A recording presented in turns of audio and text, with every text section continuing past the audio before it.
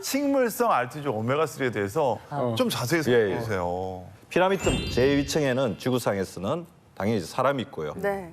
그 밑에는 바다표범, 물개, 상어와 같은 해양 포식자들이 존재합니다. 그 아래로도 큰 물고기, 작은 물고기까지 다양하게 존재하는데요. 그중에서도 가장 아래층에 존재하면서 해양 생태계의 기초를 이루는 물질이 있습니다. 바로 떠돌아다니는 식물성 플랑크톤. 많이 들어봤어. 동물성 플랑크톤이 아니라 식물성 플랑크톤. 이게 우리가 지금 말하는 미세조류에 해당하는 거죠. 미세조류란 빛으로 광합성하여 성장하는 미생물인데 바다에 사는 해양 생물들을 섭취하지 않기 때문에 중금속과 방사능 노출 위험이 가장 적은 생물이라고 볼 수 있어요.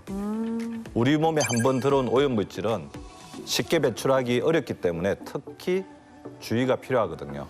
이런 물질들은 어쩔 수 없이 단계를 거쳐서 제 아래부터 한 단계 한 단계 높을수록 그죠? 더 많이 쌓일 수밖에 없는 거죠.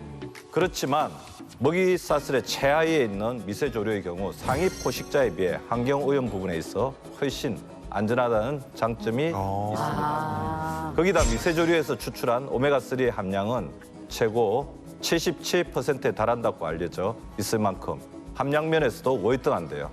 때문에 이 식물성 RTG 오메가3를 현존하는 오메가3 중에서도 가장 안전한 오메가3라고 부르는 거예요. 그렇군요. 예. 저는 궁금한 게 근데 이거를 어떻게 좋은 걸 알게 돼 추출을 어떻게 해요? 얘네들? 그러게. 그러니까 이게 너무 자극 미세하다고 보면. 그러니까 우리가 뭐 다슬기 따고 굴 따듯이 될 것 같아. 바늘레 먹지 막 이런 느낌 아닌가요? 예. 그러네. 네, 어떻게 그건 아니고요. 원래 그 식물성 RTG 오메가3에 사용된 미세 조류가 80년대 초반에는 미국에서 우리가 마이크로 알게라 하는 미세 조류들을 우리가 스테인리스 통에 담아서 우리가 무균으로 배양한 원료라고 합니다. 이때 그 별도의 유기 용매 없이 자체적으로 염도만 조절한 우리 바닷물로 이게 배양한 후에서 그 상태로 키워서 추출한 형태인데요.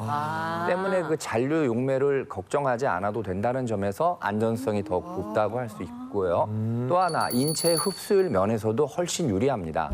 실제로 용매 없이 물로만 추출한 오메가3의 경우 망막과 뇌의 기능의 발달에 특화된 우리 DHA가 36%, 혈행 개선에 도움이 되는 EPA라는 것은 50%나 더 높은 흡수율을 보였다는 연구 결과도 있습니다.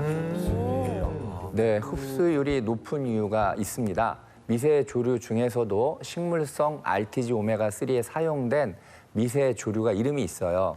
스키조키트리움이라는 형태로 우리가 분류하는데 이 미세 조류는 DHA와 EPA의 1차 생산자라 할 수 있기 때문에 그 함량이 가장 풍부한 거거든요. 거기에다가 식물성 RTG 오메가3의 DHA와 EPA의 비율이 2대1로 구성되어 있는데 이는 식품의약품우리안전처에서 권고하는 건강기능식품 기준 규격과 동일할 뿐 아니라 우리가 완전 식품이라고 하는 게 있죠. 그 엄마의 모유.